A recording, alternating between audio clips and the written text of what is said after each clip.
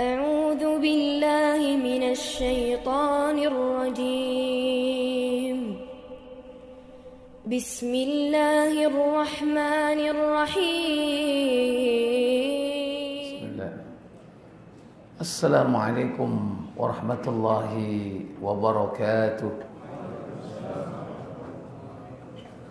إن الحمد لله نحمده ونستعينه ونستغفره ونعوذ بالله من شرور أنفسنا ومن سيئات أعمالنا. من يهده الله فلا مضل له ومن يضلل فلا هادي له وأشهد أن لا إله إلا الله وحده لا شريك له وأشهد أن محمدا عبده ورسوله.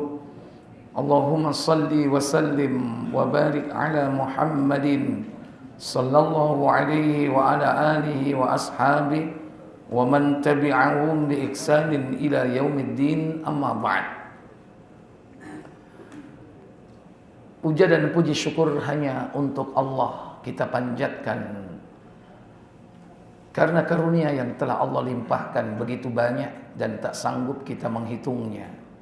Semoga Allah menjadikan kita hambanya yang pandai mensyukuri nikmatnya, dan Allah memberikan kita nikmat di akhir hidup kita kelak dengan husnul khatimah.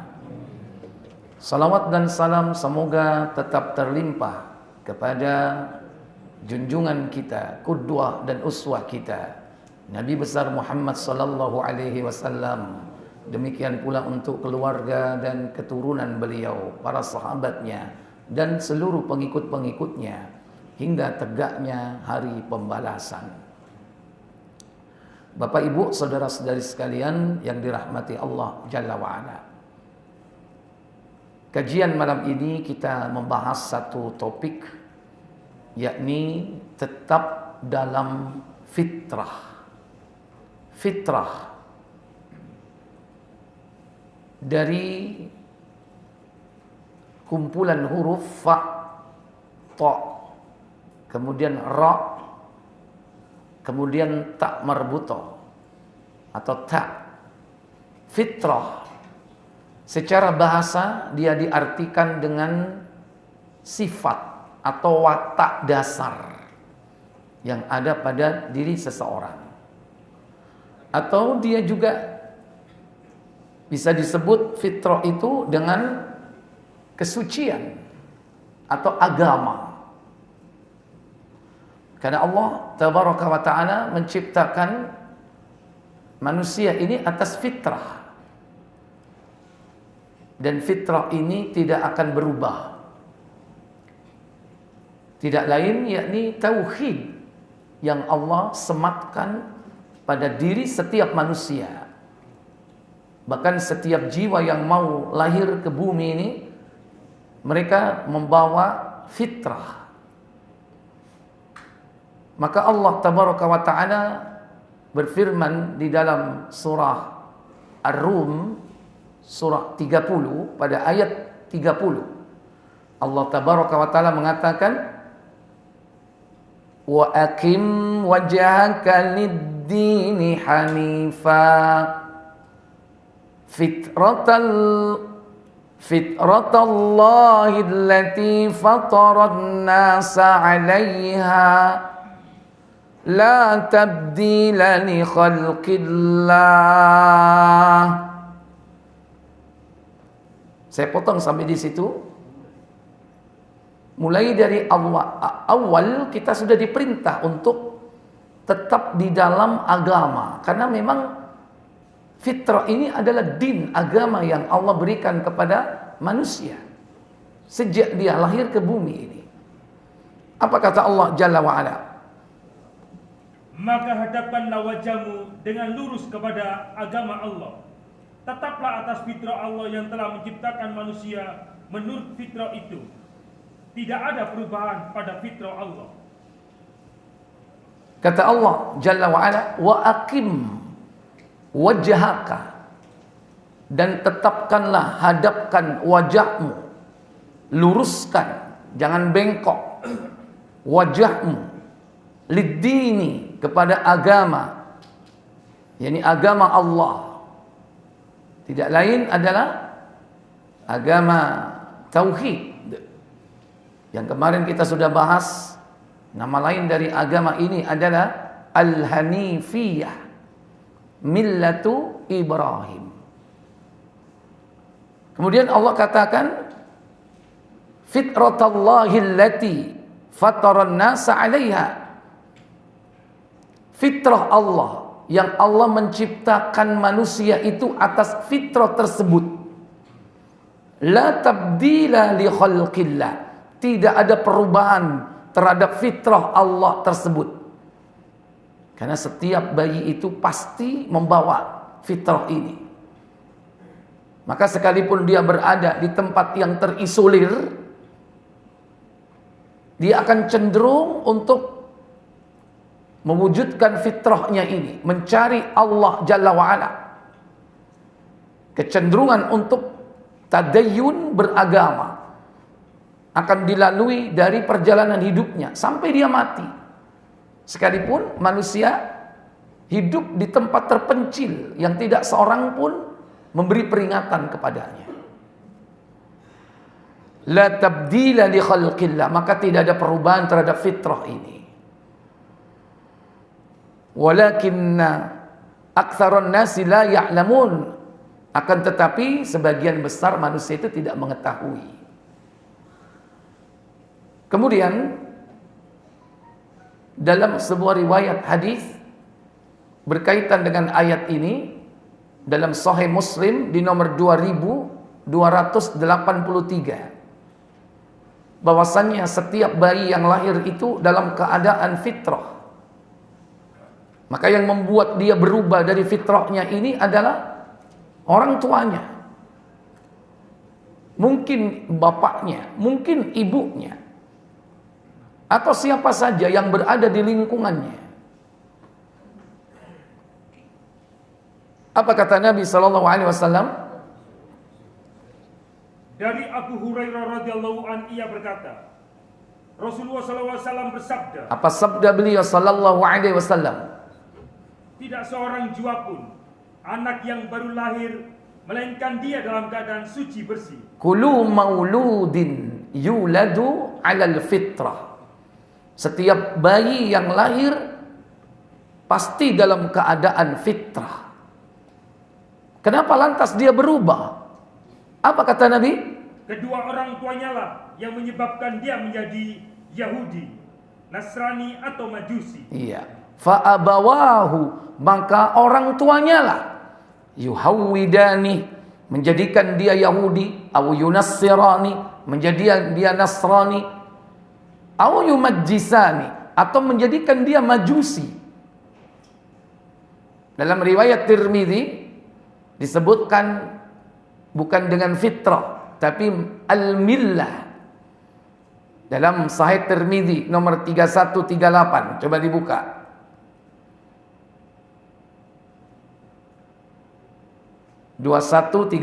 Tirmidzi. Nabi mengatakan kullu mauludin yuladu 'alal millah. Kalau tadi 'alal fitrah. Jadi pengertiannya sama. Al-millah itu din, al-fitrah sama, din. Maka relevan, berbanding lurus antara al-millah dan al-fitrah. Kemudian dari Abu Hurairah radhiyallahu an, dari Rasulullah SAW, beliau bersabda. Apa sabda beliau? Setiap anak dilahirkan atas dasar agama, yaitu Islam. Orang tuanya lah yang membuatnya menjadi Yahudi, Nasrani atau musyrik. Nah, kalau tadi yang menjadikan Yahudi, Nasrani atau Majusi. Kalau dalam hadis Tirmidzi ini disebutkan fa abawahu, maka orang tuanya lah yuhawwidanihi au yunassiranihi au yusyarrikani, menjadikan dia Yahudi, menjadikan dia Nasrani, atau menjadikan dia musyrik. Sama aja. Majusi musyrik atau tidak? Menyembah api. Tapi tidak setiap musyrik Majusi. Karena masih banyak musyrik-musyrik yang lain. Bukan hanya menyembah matahari, bisa bulan, bisa bintang. Coba kaum yang menyembah bintang. Kaumnya Nabi Ibrahim. Kaum Kusdani menyembah bintang jumlahnya 7. Makanya dibuat bentuk patung yang dihancurkan oleh Nabi Ibrahim. 7 Pak patungnya itu. Makanya sekarang jadi merek Pak. Bintang 7 nomor embu. Terinspirasi dengan bintang 7 itu. Ternyata itu adalah yang disembah oleh kaumnya Nabi Ibrahim. Jadi Allah Tabaraka wa Ta'ala menjadikan fitrah ini ada pada setiap jiwa manusia, sehingga dia tetap mencari agama yang hanif, yang lurus, menyembah hanya kepada Allah saja. Tapi syaitanlah yang menyimpangkan mereka. Ingat, kenapa tadi disebut dengan kedua orang tua? Syaitan itu juga bukan hanya minal jinnati, tapi juga wannas. Karena dedengkotnya ya syaitan itu.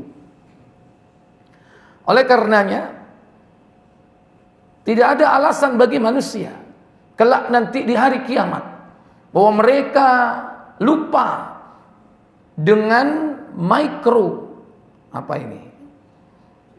microchip kalau bahasa kita ya. Kecenderungan yang disematkan dalam jiwa manusia ini, yang dia akan bertauhid. Gak ada alasan. Karena setiap bayi yang lahir itu akan diminta persaksiannya terhadap Allah Jalla wa'ala. Ayat Ar-Rum 30 itu sejalan dengan surah Al-A'raf, surat ke-7 ayat 172. Wa id akhadha rabbuka min bani adama min zuhurihim wa dhurriyyatahum alastu bi rabbikum qalu bala syahidna. Apa kata Allah? Dan ingatlah ketika Rabbmu mengeluarkan keturunan anak-anak Adam dari sulbi mereka, dan Allah mengambil kesaksian terhadap jiwa mereka seraya berfirman. Apa firman Allah? Bukankah aku ini Rabbmu? Alastu bi rabbikum. Apa jawab mereka? Mereka menjawab, betul, engkau Rabb kami. Kami menjadi saksi. Bala, tentu wahai Allah, benar engkau adalah Rabbku. Syahidna, kami bersaksi. Dalam tafsir Ibnu Katsir, 2 ayat tersebut, Ar-Rum 30 dan juga Al-A'raf 172 menukil yakni hadis yang diriwayatkan dari Abu Hurairah, yakni berkaitan dengan setiap bayi yang lahir itu dalam keadaan fitrah.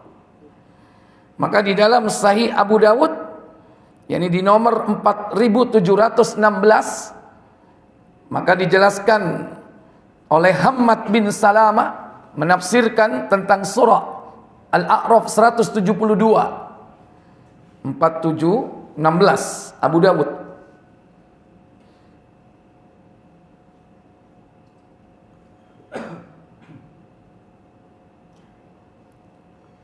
Dari Hujab bin Al-Minhal radhiyallahu an, ia berkata,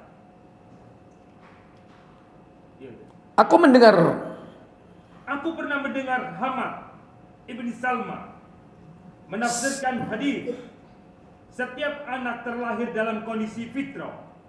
Ia berkata, ini menurut pemahaman kami adalah perjanjian yang Allah SWT ambil saat mereka berada di tulang sulbi bapak-bapak mereka. Di saat Allah SWT bertanya, bukankah aku Rabbmu? Mereka menjawab, betul, engkau Rabb kami. Tapi pada kenyataannya ketika manusia itu lahir, tidak semuanya mereka menyembah kepada Allah. Ada yang menyembah matahari, menyembah bulan, menyembah bintang, menyembah manusia, menyembah hewan, menyembah gunung, laut, bahkan menyembah kuburan. Maka beruntunglah antum yang sekarang tetap dalam keadaan fitrah, bersih dari syirik. Karena inilah agama yang murni, agama yang bebas dari syirik. Disebut dengan ad-din al-khalis dalam Az-Zumar 39 ayat 3. Ala lillahid dinul khalis walladzina ittakhadhu min dunihi awliya'a ma na'buduhum illa liyuqarribuna ila Allahi zulfa. Apa kata Allah? Ingatlah, hanya kepunyaan Allah lah agama yang bersih dari syirik. Ad-dinul khalis, agama yang al-khalis, bersih dari syirik, agama yang murni. Dan setiap orang yang berbuat syirik dari zaman ke zaman, ketika mereka ditanya, kenapa kau menyembah selain Allah? Apa jawab mereka? Dan orang-orang yang mengambil pelindung selain Allah berkata, kami tidak menyembah mereka, melainkan supaya mereka mendekatkan kami kepada Allah dengan sedekat-dekatnya. Iya. Maka berbahagialah orang yang hari ini tetap dalam fitrahnya, tapi terus harus selalu dihidupkan setiap saat, setiap pagi dan petang, untuk selalu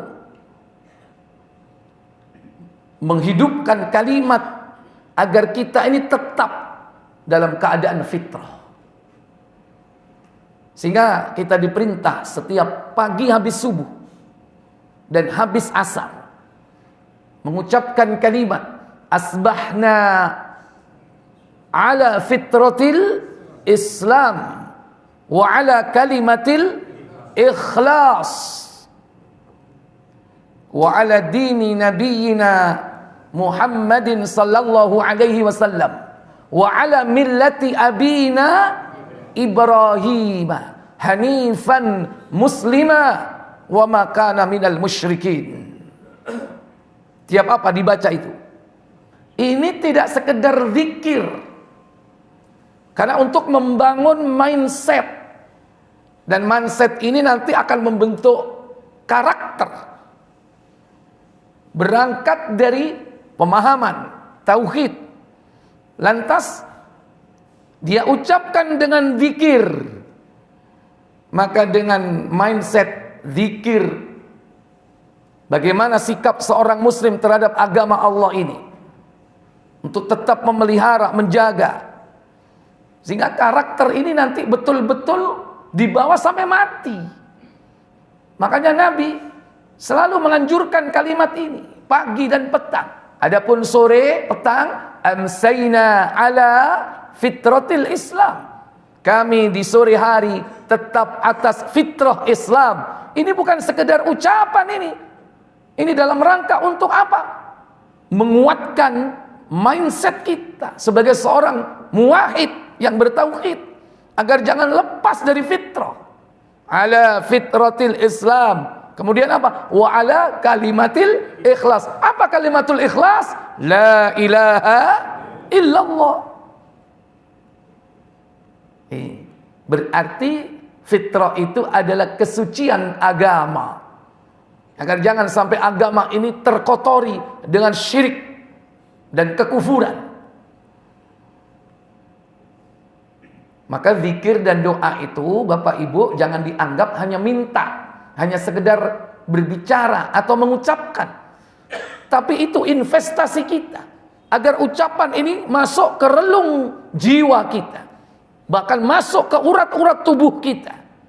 Makanya harus paham ketika orang berzikir itu, jangan hanya sekedar hafal tapi nggak paham. Asbahna ala fitratil Islam. Kan ngomong apa mau? Embo. Pokoknya iku teko mbaku biyen. Antum harus pahami itu. Zikir-zikir sederhana. Ini salah satu di antara benteng agar syaitan tidak akan bisa menggoda kita. Dan ini termasuk zikir pagi dan petang. Kata Imam Ibnul Qayyim Al-Jauziyah, itu bagikan perisai yang melindungi tubuh manusia, bagikan baju besi yang bisa menghindari dari berbagai macam senjata. Maka jangan lupakan. Ini fitrah dalam agama. Fitrah dalam jiwa. Kemudian fitrah di dalam tubuh. Jasmaniyah. Fisik. Ini juga diperintah agar kita ini fitrah. Maka fitrah itu ada 10 kata Nabi SAW. Sebagaimana sabda Rasul dalam hadis Muslim, buka nomor 206. Ashratun minal fitrah. Ada 10 macam fitrah.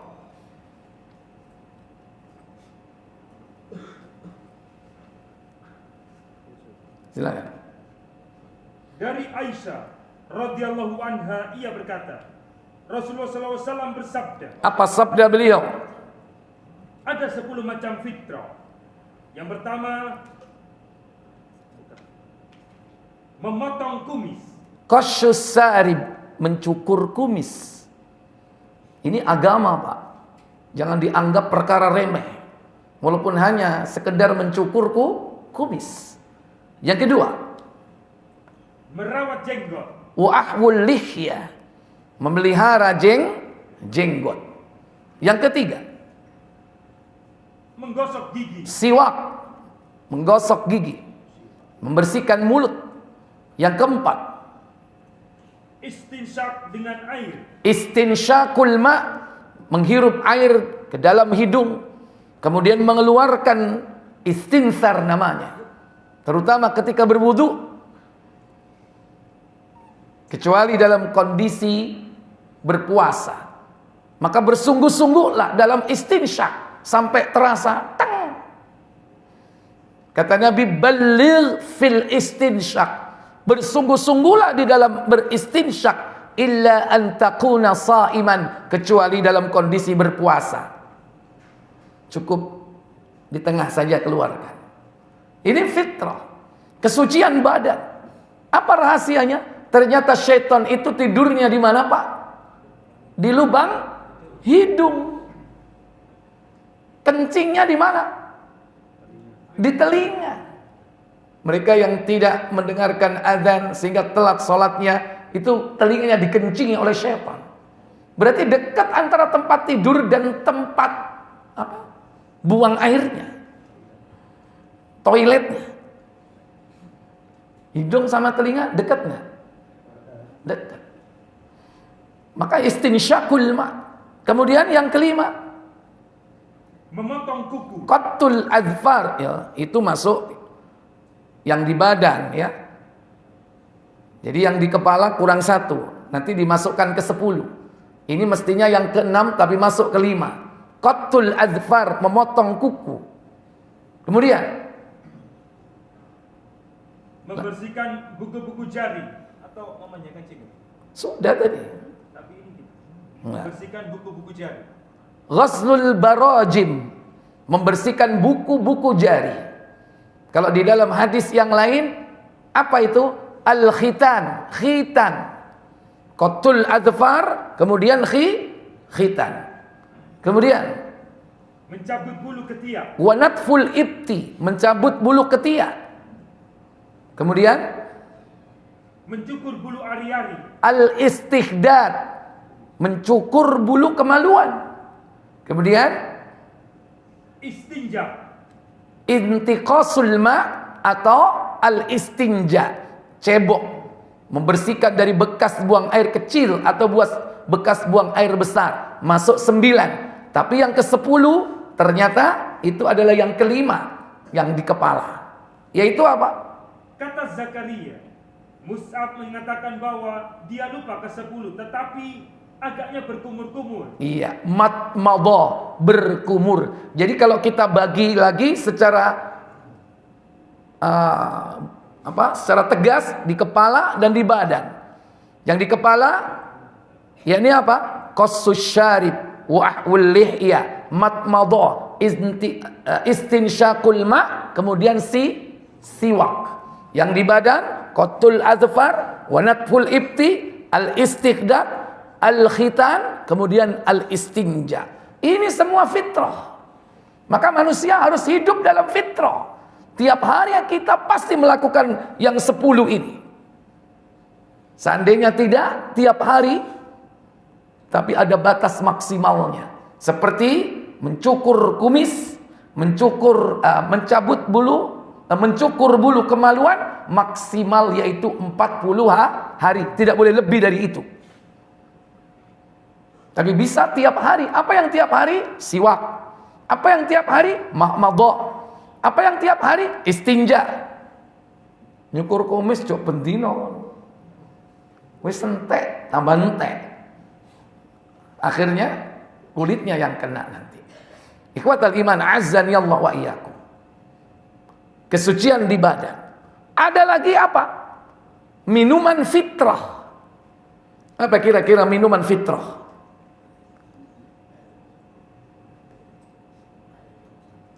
Air zam-zam. Jawab kok apa-apa, Pak? Salah lu Kak Tisneni. Apa kira-kira? Minuman fitrah.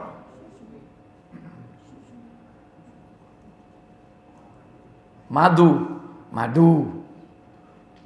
Zam-zam, madu.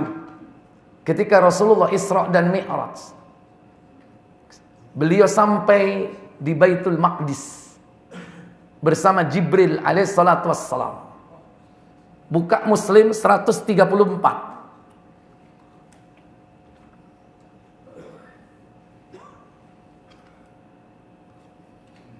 Di dalam Sahih Abu Dawud atau Tirmidzi juga ada di nomor 3130. Langsung aja Tirmidzi boleh, karena Muslim itu panjang ya.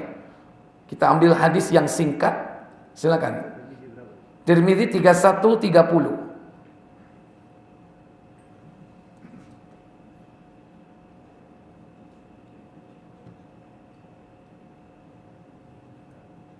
Mahmud bin Ghailan menceritakan kepada kami, Abdul Razak menceritakan kepada kami, Ma'mar mengabarkan kepada kami dari Azuri, Sa'id ibn Musayyib mengabarkan kepadaku dari Abu Hurairah radhiyallahu an.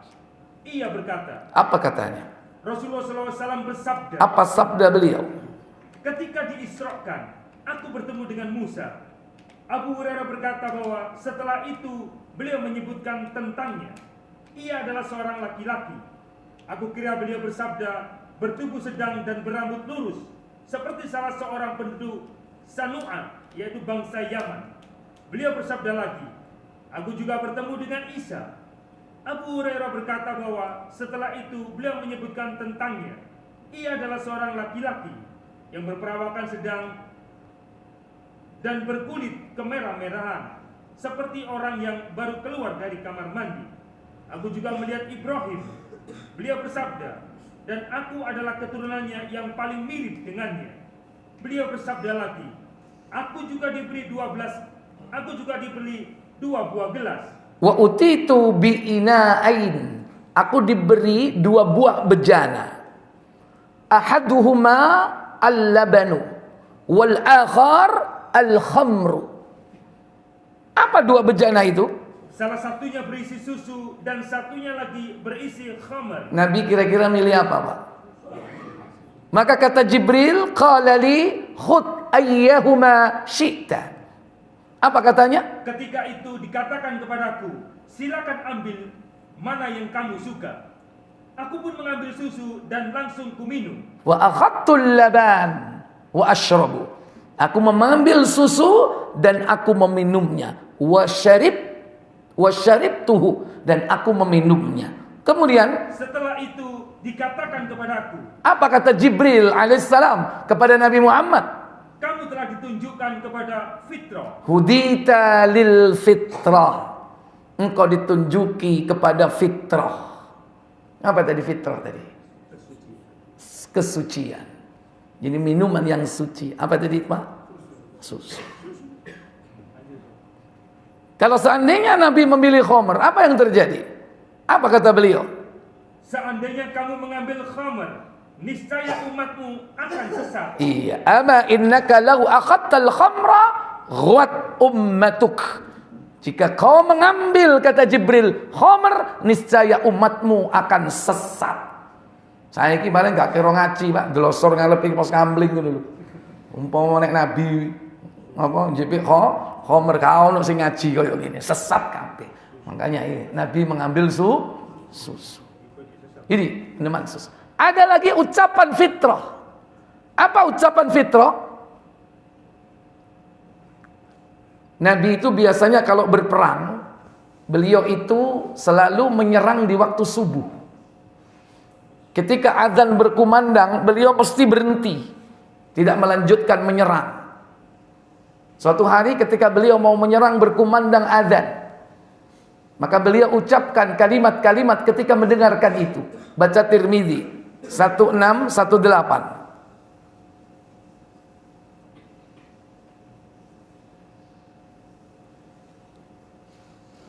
Al-Hasan bin Ali Al-Khallal, Al-Hasan bin Ali Al-Khalal menceritakan kepada kami, Affan menceritakan kepada kami, Ahmad ibn Salama menceritakan kepada kami, Sabit menceritakan kepada kami dari Anas, ia berkata, Nabi SAW tidak menyerang kecuali saat fajar. Ya, fajar berarti apa Pak? Subuh. Makanya ditiru oleh orang kita serangan apa? Gimana serangan fajar? Hah? Yang perang temen duduk serangan fajar harus nyoblos, bukan? Wah, sampean itu senengane serangan fajar bagi-bagi duwe ae. Ini serangan fajar yang perang itu loh, di mana dulu? Jogja, ya kan? Duduk serangan fajar kok nyoblos baru isu-isu dikai duwe, bukan? Ini. Jadi Nabi itu kalau menyerang di waktu fajar. Kemudian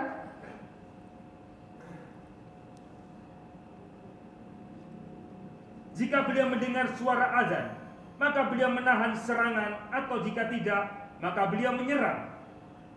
Suatu hari beliau mendengar seseorang mengumandangkan takbir. Allahu Akbar, Allahu Akbar. Takbir. Suara azan. Apa Nabi ucapkan itu? Beliau kemudian menjawab sesuai dengan fitrah. Alal fitrah. Sesuai dengan fitrah.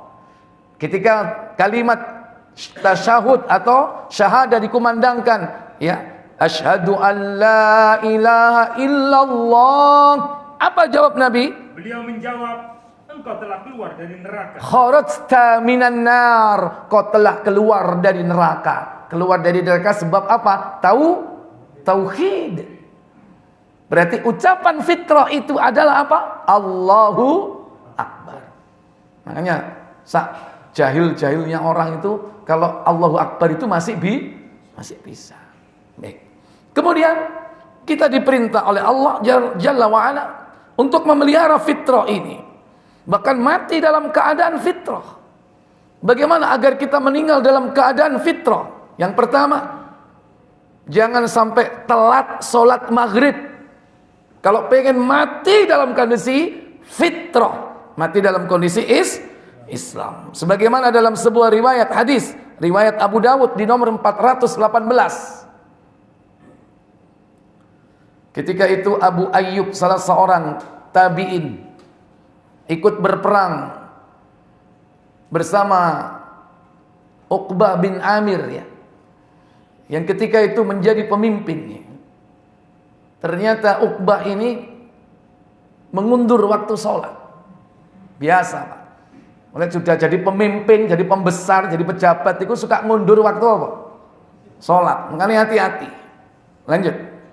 Dari Marsad bin Abdullah, dia berkata, ketika Abu Ayyub datang kepada kami berperang, dan Uqbah bin Amir ketika itu menjadi penguasa Mesir. Jadi penguasa di mana dia? Di Mesir, Uqbah bin Amir. Kemudian lalu dia mengakhirkan salat maghrib. Wa akharal maghrib. Dia mengakhirkan salat maghrib. Kalau suka pejabat-pejabat mengakhirkan salat seperti itu, apa yang dilakukan Pak mestinya? Halo? Salat atau dewe Pak? Nanti kalau mereka salat berjamaah meloo, mana? Itu pesan Nabi kepada sahabat. Coba dibuka Sahih Muslim di nomor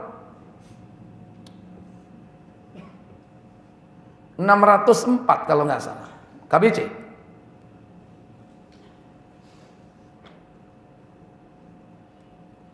Kalau nggak 406 ya. Ini pesan Nabi SAW kepada sahabat. Iya, Abu Dzar ya. Pesan beliau kepada sahabat Abu Dzar, "Hai Abu Dzar, apa yang kau lakukan jika para pembesar pejabat-pejabat suka mengundur waktu sholat?" Apa jawab Abu Dzar? Lanjut. Dari Abu Dzar radhiyallahu an ia berkata, Rasulullah SAW bertanya, apa yang Anda lakukan jika semua pembesar atau pejabat negeri telah sama-sama mengundurkan sholat dari waktunya? Jawabku, apa berita Anda kepadaku? Jawab Rasulullah SAW, sholatlah kamu sendirian pada waktunya. Iya. Disuruh sholat sendiri, Pak. Aqimus sholat. Tegakkan sholat munfaridan. Ala waktiha. Pada waktunya. Kemudian, jika kemudian engkau dapat pula berjamaah bersama-sama mereka, sholat pula lah. Dan sholatmu itu adalah sunnah atau keuntungan bagimu. berapa kali dia sholat? 2 kali. Sholat pertama lihurmatil wakti, untuk keutamaan waktu. Wis aja direken nih wong-wong sing rapat, sing lapo? Meeting, sing apa? Aja direken. Bos, sholat berani enggak? Berani enggak? Bos, sudah waktunya waktu sholat. Kadang enggak berani, Pak. Karena enggak berani, Pak, izin, bos, ke belakang. Lapo ke belakang? Dipikir pipis, padahal sholat. Ya udah, sholat sendiri. Nanti kalau mereka sholat berjamaah, ikut berjamaah. Satu mengambil waktu utama, satunya mengambil fadilah jamaah. Ambilan cekak digoleki, situ iki nang ndi kak ketok iki. Subversif ketokane. Tetap sholat. Tapi fenomena seperti itu diperintahkan oleh Nabi akan terjadi suatu saat. Dan itu terjadi. Contohnya siapa? Uqbah bin Amir ketika apa? Ketika menjadi penguasa Mesir. Tadi Abu Ayyub mengingatkan dia. Apa katanya? Apa kata Abu Ayyub? Kembali ke Abu Dawud. Maka Abu Ayyub berdiri seraya berkata, lalu dia mengakhirkan sholat maghrib. Maka Abu Ayyub berdiri seraya berkata kepadanya, apa katanya? Sholat apakah ini? Nah, hadhis salat. Ini salat apa wahai Uqbah?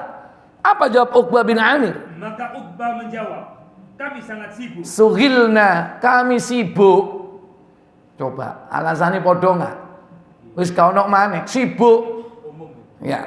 Kemudian apa kata Abu Ayyub kepadanya? Kata Abu Ayyub, apakah kamu tidak mendengar Rasulullah SAW bersabda, Apa sabda beliau? umatku senantiasa dalam kebaikan atau fitrah, yaitu mengikuti sunnah, selagi mereka tidak mengundurkan sholat maghrib sampai bintang-bintang gemerlapan. Iya. La tazalu ummati bi khairin.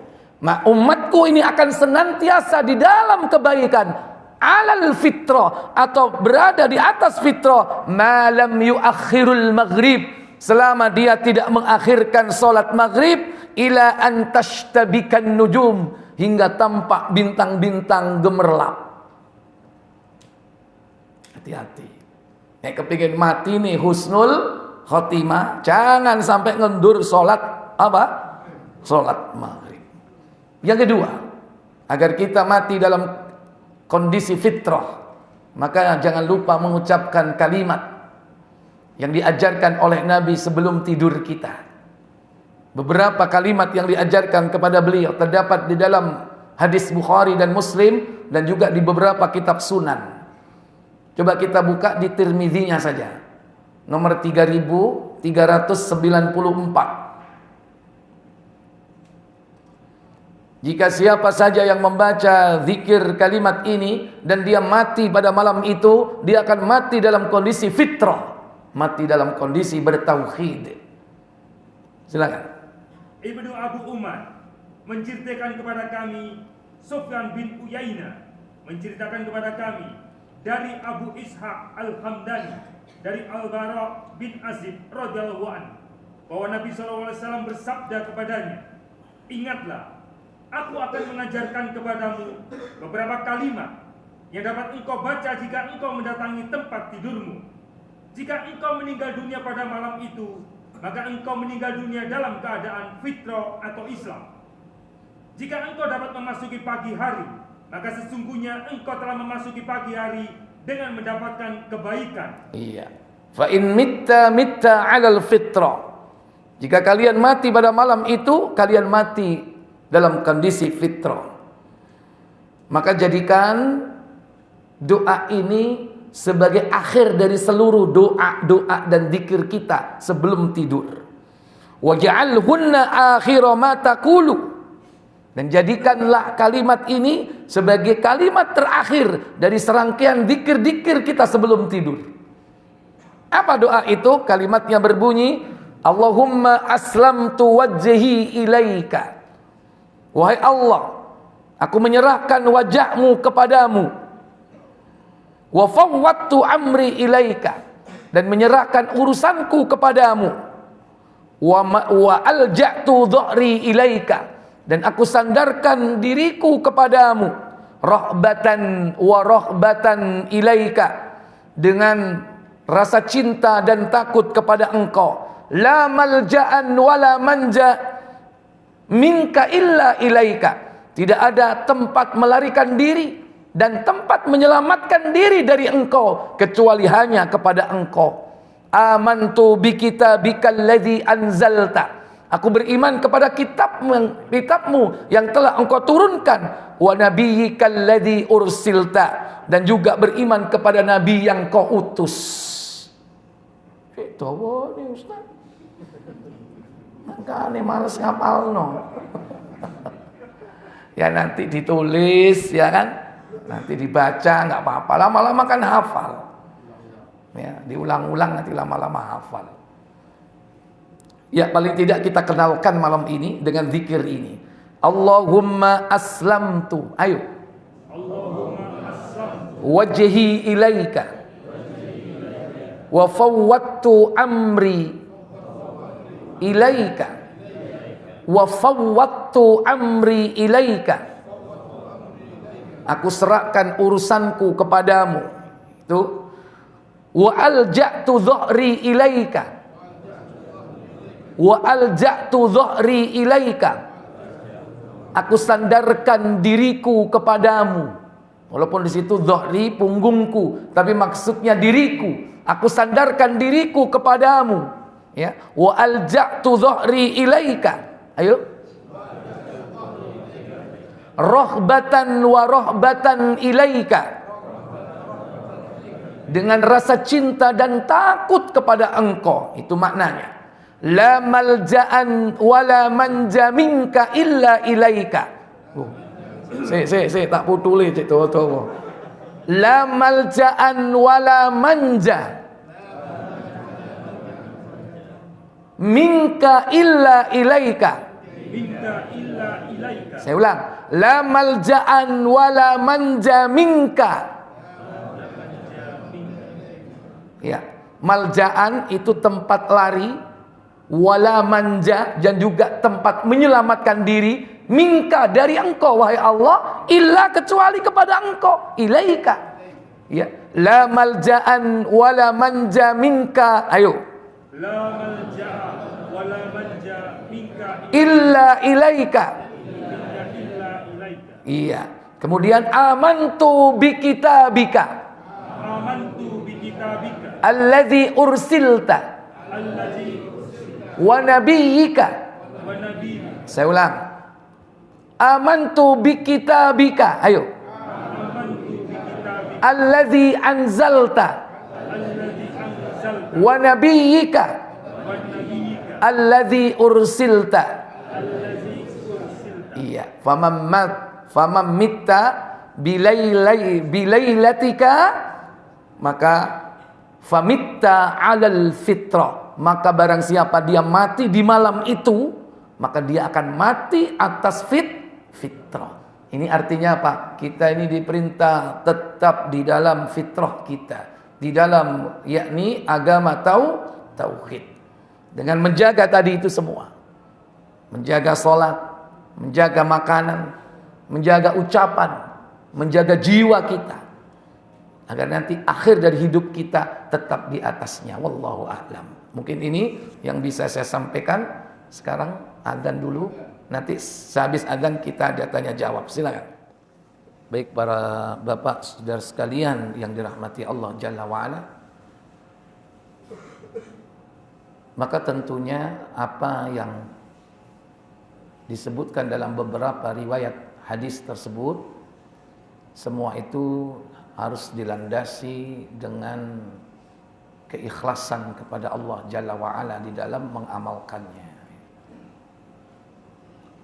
Ikhlas secara umum harus bersih dari perbuatan-perbuatan syirik.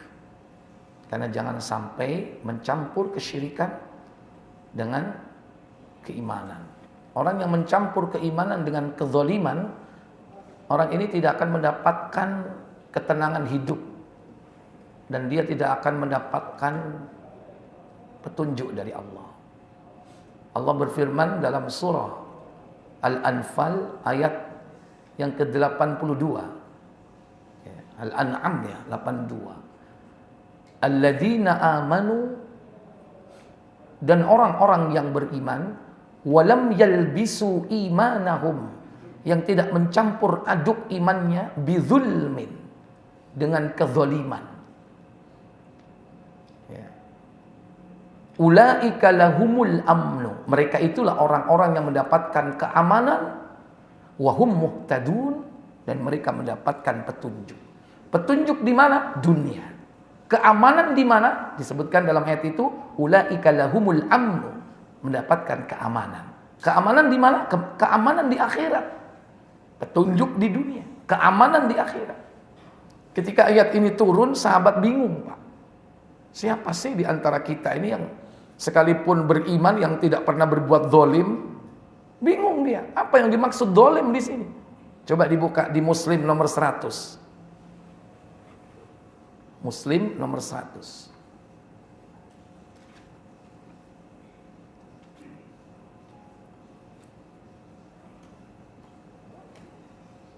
Silakan.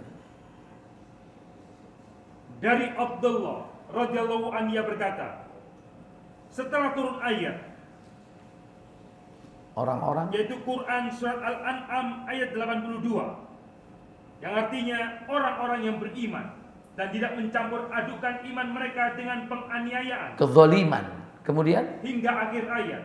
Maka para sahabat merasa sukar memahami maksud ayat itu. makanya dia datang kepada Nabi.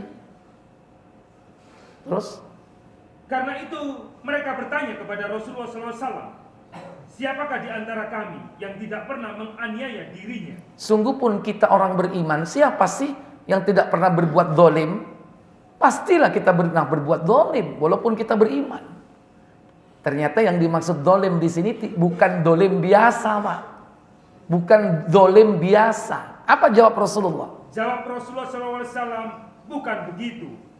Maksudnya ialah sebagaimana diajarkan Luqman kepada anaknya. Nah, sebagaimana yang diajarkan Luqman kepada anaknya. Nabi kemudian membaca surah Luqman 31 ayat 13. Wa il qala Luqmanu libnihi wa huwa ya'iduhu ya bunayya la tusyrik billah innasyirka la zulmun 'adzim. Apa katanya? Dan ingatlah ketika Luqman berkata kepada anaknya di waktu ia memberi pelajaran kepadanya, "Hai anakku, janganlah kamu mempersekutukan Allah. Sesungguhnya mempersekutukan Allah adalah benar-benar kezaliman yang besar." Ternyata zalim dalam ayat tersebut maksudnya yakni zulmun azimun, kezaliman yang paling agung. Yakni apa? Syirik. Maka nggak boleh mencampur iman dan syirik. Artinya amalan-amalan tadi diamalkan, tapi di saat yang sama masih berbuat syirik. Si nguji, jimat, si sobodo, dukun, si kadang ruatan. Ya ini. Tapi dia amalkan amalan-amalan sunnah tadi, maka tidak akan bisa bercampur itu, Pak. Sia-sia bisa jadi amalan kita. Wa habita ma sana'u fiha wa batilum ma kanu ya'malun. Bisa jadi sia-sia. Wallahu a'lam. Baik, silakan saya beri kesempatan untuk bertanya sebelum saya tutup. Monggo.